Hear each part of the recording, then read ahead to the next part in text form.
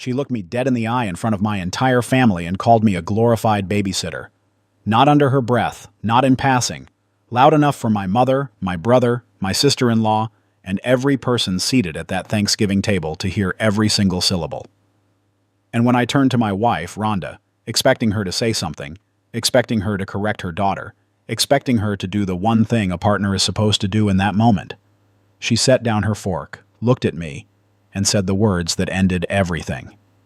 "She's not your daughter, Douglas. Don't correct her." I want you to understand something before I tell you the rest of this story. I'm not a man who loses his temper. 31 years of military service followed by a decade running a private security consulting firm in Roanoke, Virginia, will teach you to control your reactions. Will teach you that the most dangerous thing you can do in a volatile situation is act before you think. So I smiled. I picked up my glass of water, I took a sip, and I smiled at Kiara across that table like she'd just said the most interesting thing in the world. And while everyone else sat in stunned silence trying to figure out what that smile meant, I already knew exactly what was going to happen next. My name is Douglas Mercer. I'm 53 years old. I spent 31 years serving this country, deployed to places most people can't find on a map, came home in one piece and built something real with my own hands. I run a private security consulting firm that works with corporate clients across the Mid-Atlantic region. I own a home in Roanoke, Virginia, 3 blocks from where I grew up. I'm not a complicated man. I believe in hard work, I believe in loyalty, and I believe that when you make a commitment to someone, you honor it. Or at least I used to believe that people shared those values. I met Rhonda at a charity function for veterans families in Richmond about 2.5 years ago. She was 47, worked as a hospital administrator, and had a presence that I noticed immediately. Confident, articulate, the kind of woman who knows what she wants and isn't afraid to say so. She had a daughter, Kiara, 20 at the time, a junior at a university in Northern Virginia studying business. Rhonda had raised her alone after her first marriage ended when Kiara was 8. I respected that. When Rhonda and I started dating seriously, I went in with my eyes open. She came with a daughter. That was part of the package. I didn't have children of my own. My first marriage ended before we had kids, and somewhere between deployments and building my business, fatherhood had simply never happened for me. What I didn't understand yet was that Rhonda's relationship with Kiara had no room in it for anyone else. Kiara comes first wasn't just a priority. It was the governing principle of everything Rhonda did and didn't do. And I was about to learn what happens to anyone who forgets that rule.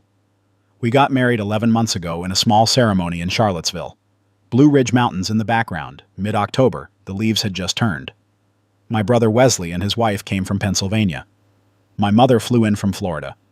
And Kiara stood through the entire ceremony with her arms crossed and an expression on her face like she was being made to sit through a meeting she hadn't been invited to. I noticed. I told myself it was nerves, it was change. It was a young woman watching her mother marry someone new. I gave her the benefit of the doubt. That was my first mistake. The arrangement was that Kiara would continue living in the apartment near campus that Rhonda had been paying for. Full tuition covered. Monthly living expenses covered. A car that Rhonda was making payments on. I didn't complain. Kiara was Rhonda's daughter and Rhonda's responsibility. I wasn't going to swoop in and try to play father to a grown woman who hadn't asked for that. What I did do was try to build something, a relationship. Not because I needed Kiara to love me like a father, but because I was married to her mother, and it seemed like the decent thing to do. The first few months, Kiara was simply cold. Polite enough on the surface, but cold. She'd come over for dinner, answer questions with the minimum words necessary to qualify as participating, and leave as soon as she could. Rhonda never pushed her, never said to her daughter the things a thoughtful parent might say like, "He's a good man, give him a chance, do it for me." But I kept showing up. When Kiara's car had a tire blowout on I-81 in the middle of a February ice storm, I drove out at 11 at night to wait with her until the tow truck came. When she mentioned her laptop was failing during finals week, I drove to Best Buy on Electric Road the next morning and replaced it, left it at the apartment, no fanfare. When she needed a professional recommendation for a summer internship and was struggling because she didn't have working connections, I wrote her one on my firm's letterhead that I genuinely believe helped her land the position. Not once did she thank me in a way that suggested she understood any of it cost me anything. And Rhonda would say, "That was so kind, Douglas, but never once pushed her daughter to acknowledge it. I let it go. You adjust. You decide what battles are worth fighting. And then came Thanksgiving.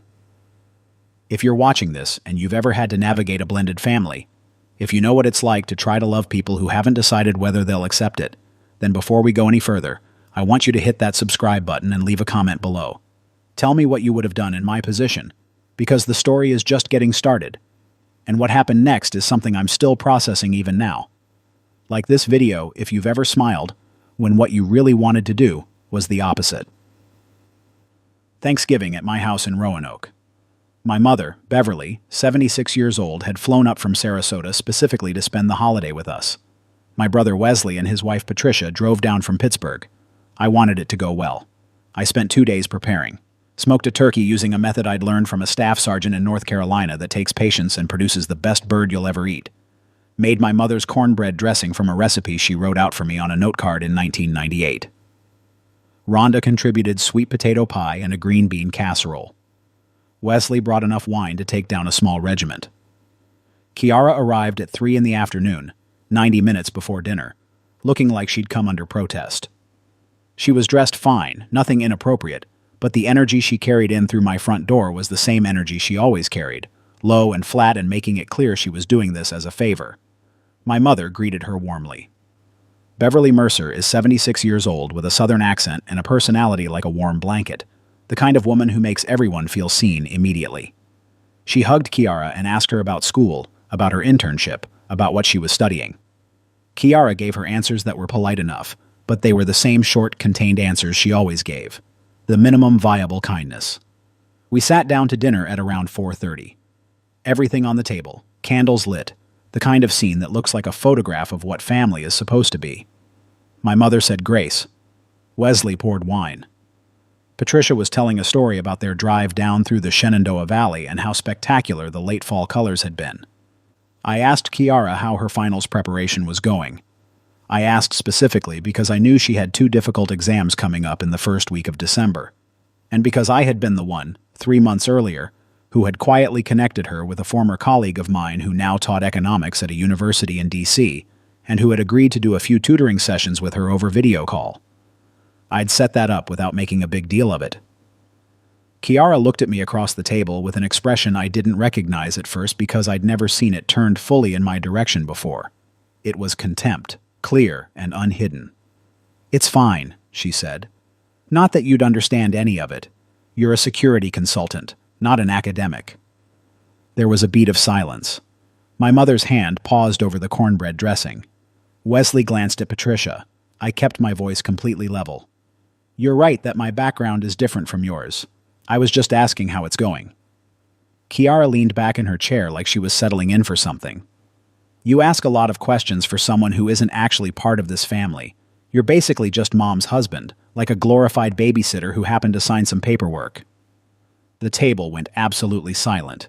My brother Wesley put his fork down. My mother looked at Kiara like she'd never seen anything quite like this before in 76 years of living. Patricia stared at her plate, and I looked at Rhonda. Rhonda was looking at her daughter with an expression I couldn't fully read. There was a flicker of something there, some awareness that this had crossed a line. And then, before I could say anything else, before Wesley or my mother could find words, Rhonda turned to me. "She's not your daughter, Douglas," Rhonda said quietly. "Don't correct her." And just like that, the flicker was gone. She picked up her fork and went back to her food. I sat with that for approximately 3 seconds. On the surface, you saw a 53-year-old man pick up his glass, take a sip, and smile. What was happening underneath was something else. 31 years of military discipline means you learn to separate the emotion from the decision. You feel both.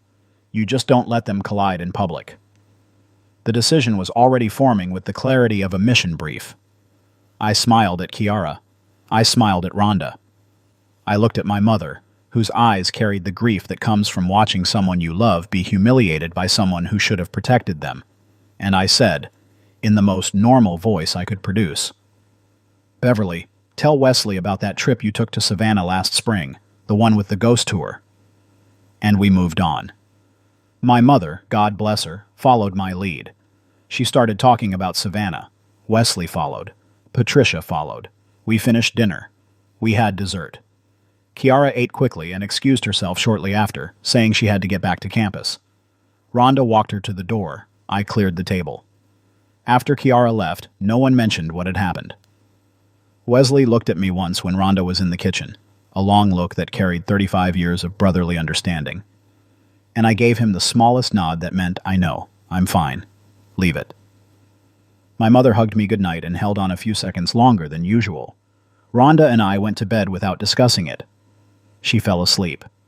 I lay in the dark, staring at the ceiling of a house I owned, in a city where I'd grown up, and thought about everything that had just happened, and everything that needed to happen next. The smile was not forgiveness. The smile was strategy. By morning, I had a clear picture of the next 24 hours. The first call I made was at 7:15, while Rhonda was still asleep. I called my personal attorney, Garrett, a man I've worked with on business contracts for 8 years. I explained the situation and asked him to clarify questions about our financial arrangements. We had a prenuptial agreement. I had insisted on it, not out of suspicion, but because clear agreements prevent disasters. The prenup was specific. Everything I had brought into the marriage was protected. Any financial support I voluntarily extended toward Kiara was mine to give and mine to withdraw. Garrett confirmed what I already knew in under 20 minutes. The second call I made was to the university's billing department. Kiara's tuition arrangement was complicated. Rhonda paid the bulk of it, but 4 months into our marriage, I had voluntarily added myself to the account and begun contributing a significant portion of the semester payments because Rhonda had been navigating some unexpected expenses in her own budget, and I had wanted to help. There was no legal obligation. There was no signed agreement. It was a husband helping his wife carry a financial load, done out of goodwill. I removed my contribution authorization from the account. Quietly, cleanly, effective immediately. The third thing I did was call the dealership handling the financing on Kiara's car. Several months into the marriage, when Kiara's car needed significant repair, and Rhonda was weighing whether to repair or replace it, I had co-signed a new lease to help Rhonda qualify for better terms. My name was on that contract. I called and asked about my options as co-signer. They explained them clearly. I didn't do anything irreversible that morning. I gathered information. I made inquiries. I positioned myself. I am not a man who acts from emotion. I am a man who acts from preparation. By 8:30, Rhonda was awake, making coffee in the kitchen.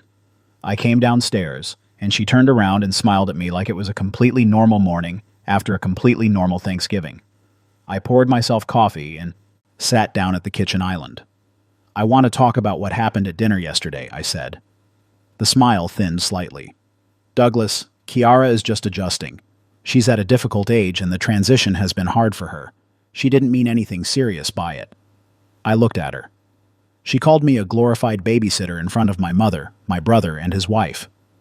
She's 21 and she's still figuring out this family dynamic. You know how young adults are. I know how young adults are, Rhonda.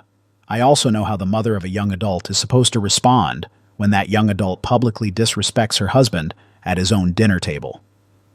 The smile was gone now. I told you at the table, she's not your daughter. You don't discipline her. I didn't try to discipline her. I tried to speak to her respectfully. You shut me down in front of my family. Rhonda set her mug down. I'm not going to let you create conflict with my daughter. I promised her before we got married that nothing would change between us. She's my priority. She's always going to be my priority. I looked at her for a long moment. I thought about the tire blowout on I-81 at 11 at night in a February ice storm. I thought about the laptop, the letter of recommendation, the tutor, the co-signed lease, the tuition contributions, all of it given voluntarily, freely, because I believed I was investing in a family. I understand she's your priority, I said. I need to understand where I fall in that order. You're my husband. That's different. Is it? Because from where I sat last night, it looked like Kiara could say anything she wanted to me at my own table, and your response was to tell me to stand down. Rhonda's jaw tightened. You're overreacting. And that was the word that settled everything for me. Overreacting. My mother had flown from Sarasota to have Thanksgiving with her son and his new wife. My brother and sister-in-law had driven 4 hours from Pittsburgh. We had all sat at a table I had set, eating food I had largely prepared, and a 21-year-old had called me a glorified babysitter in front of all of them. and my wife's response to my objection was that I was overreacting. I finished my coffee.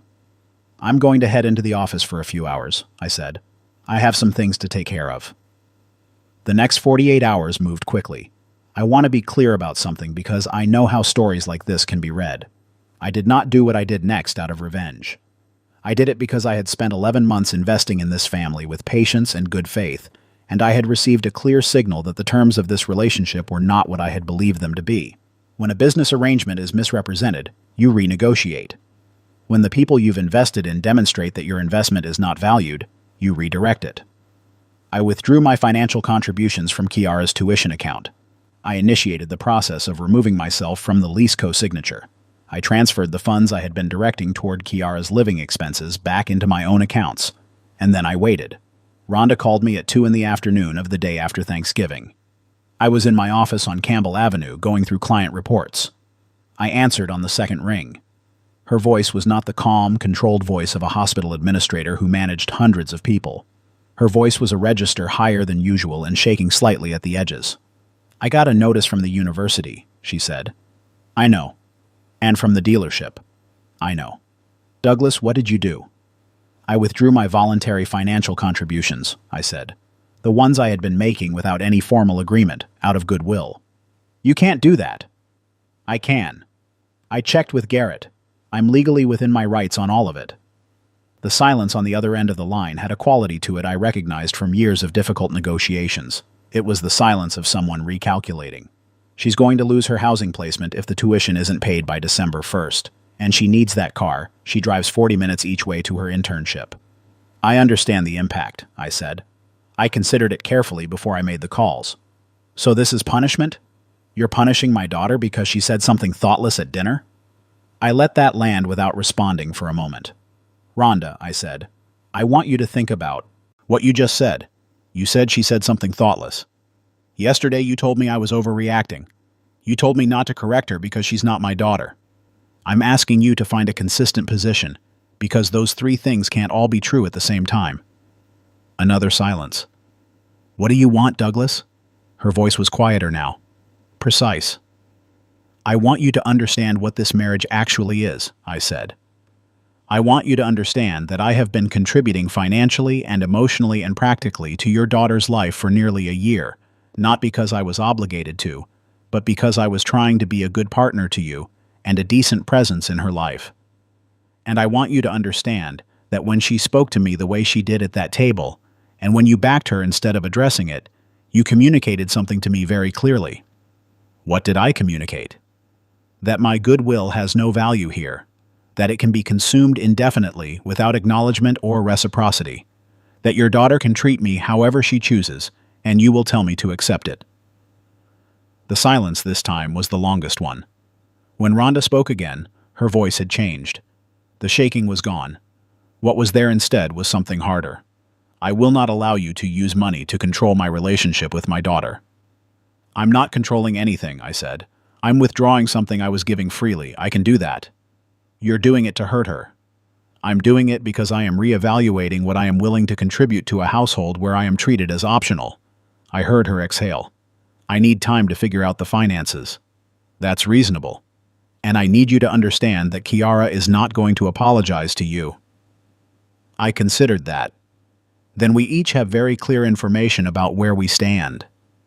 I want to stop here for a moment, because I know there are people watching this who think I went too far, who think that withdrawing financial support from a 21-year-old college student, regardless of what she said, was disproportionate. I have sat with that judgment. I have turned it over. And here is what I keep coming back to. For 11 months, I had been quietly, consistently, generously building a life with this woman and extending care toward her daughter. Not because I was forced to, not because anyone asked me to, because that is the kind of man I am. And in one dinner, in one unguarded moment, the truth of how that was received had been laid completely bare. Kiara called me a glorified babysitter. Rhonda told me to stand down. And in the morning, Rhonda called it thoughtless and called my response overreacting. I wasn't punishing Kiara. I was answering a question she had been asking me, in one way or another, for 11 months. She had wanted to know if I was optional, I was answering her. The weeks that followed were difficult in the particular way that a marriage under quiet strain is always difficult. Rhonda and I were still in the same house, still technically operating as a unit, but something had shifted. She was working through the financial reorganization around Kiara's tuition and the car. She solved it. I want to give her credit for that. She renegotiated the lease into her name alone, took full responsibility for the tuition balance, and covered it. It cost her significantly. She managed it. What she did not do was bring Rhonda and I together to have a real conversation about what had happened and what it meant. Until the night she finally came to my home office and closed the door behind her. I looked up from my desk. She sat down across from me in the chair I kept there for client calls. The lamp on the credenza made the light low and warm. We looked at each other for a moment with the honesty that you sometimes only find when people are truly exhausted from performing. "I handled it wrong at the table," Rhonda said. I didn't say anything. I waited. She was rude. I should have said something. Instead, I made it worse. She paused. "I'm not good at criticizing her. I know that about myself. I've spent 21 years making sure she was okay, and somewhere in there, I lost the ability to push back on her." I said, "I know. I understood that about you before we got married. But it's not an excuse." "No," I said. "It's not." She looked at her hands. "The money, Douglas. When you withdrew everything. Kiara called me crying. She thought she was going to have to drop out." "I know. That was hard for me to witness." "I imagine it was." She looked up. "Was that the point? To make her scared?" I thought about how to answer that truthfully. "The point was to make both of you understand that what I contribute here has weight, that when you treat it as automatic and irrelevant, there are consequences to that. I'm not an appliance, Rhonda. I'm not background infrastructure. I'm a person who made a choice to invest in this family." Rhonda was quiet for a long time. When she spoke, her voice was careful. "She's willing to talk to you, Kiara. She called me this afternoon. She said she wanted to apologize." That surprised me. I didn't show it, but it did. "Did she say why?" "She said my mother called her." I almost smiled. Beverly Mercer, 76 years old, calling a 21-year-old to have a quiet conversation. I could only imagine how that conversation had gone. My mother has a gift for making people understand things without ever raising her voice. What did my mother say to her? Rhonda's mouth curved very slightly. Something about how she raised her son to show up for people, and that it was a shame not everyone learned to recognize when they were being shown up for. I sat with that for a moment. "I'll talk to her," I said. "Thank you. But Rhonda, I need you to hear something clearly. The issue isn't just that Kiara was rude. The issue is that I have been investing in this family for almost a year, financially, practically. Every time that car broke down on a highway, every recommendation letter, every connection I made for her. And when she insulted me at the table, your response confirmed what I had been quietly suspecting for a while. That my contributions were expected but not valued, that I could pour everything in, and the moment I said anything about it, I was the problem." Rhonda's eyes were bright in a way that meant she was holding something back. "I know," she said finally. "I know I let that dynamic develop, and I don't know how to fix it overnight." "I'm not asking for overnight," I said. "I'm asking for honest." "Okay." "Okay," I said. Kiara came to the house on a Sunday in early December. She sat at the same kitchen table where Thanksgiving dinner had happened. She looked younger without the contempt on her face. Just a 21-year-old who had done something she knew was wrong and was trying to find the language for it. She didn't have a long speech. She said she'd been taking her frustration about her life and her mother's marriage out on me since before she had any reason to. She said she knew I hadn't deserved what she'd said at Thanksgiving. She said she was sorry. I looked at her for a moment. "I accept that," I said. "And I want to be honest with you about something. I was never trying to replace your father or insert myself as a parent. I was trying to be someone decent who your mother chose to be with. That's all. But decent doesn't mean invisible. And what you said at that table was designed to make me feel invisible." She nodded slowly. "I know. I'm going to need us to establish something different," I said. "Not a forced relationship. Not Sunday dinners where we pretend. Just basic respect. That's the floor." "Yeah," she said. I can do that. It wasn't a movie moment. There was no dramatic breakthrough, no tearful embrace. She finished her coffee, she and her mother talked in the other room for a while, and she left. But something in the temperature of the house had shifted slightly. I want to tell you where things stand now because this isn't the kind of story that wraps up with a bow. Rhonda and I are still married. We're in couples counseling, something I proposed she agreed to. We have a therapist near downtown Roanoke who has been good at creating space where we can say the hard things. The work is ongoing. Kiara is still in school. Rhonda handles her finances fully now. I stepped back from any financial involvement in Kiara's life, not as punishment anymore, but as clarity. The boundary is clean. If the relationship with Kiara develops into something genuine over time, perhaps that changes, but I'm done investing ahead of the relationship. My mother sent me a card in December with 3 sentences. You handled yourself with more grace than most men could have. Your father would have been proud. I love you. I kept it in my desk drawer. Wesley called a few weeks after Thanksgiving. He said, I've been trying to figure out how to say this, so I'm just going to say it. I have never been prouder of how you handled yourself than I was at that table, and I've seen you under actual fire. The thing nobody tells you about these situations is that the hardest part isn't the confrontation. It's the quiet afterward. Sitting alone with the question of whether any of it can become what you believed it would be. I don't have a clean answer yet. I spent 31 years learning that some things take longer to build than planned, and that quitting before the timeline is complete is its own kind of failure. So I haven't given up. But I am standing on different ground. Ground where I know the weight of what I carry. Ground where no one gets to call that weight optional without consequences. The morning after Thanksgiving, when I made those calls, I wasn't destroying anything. I was answering a question. The question was, do you know what you have here? The answer I got at that dinner table was no, so I made sure they found out.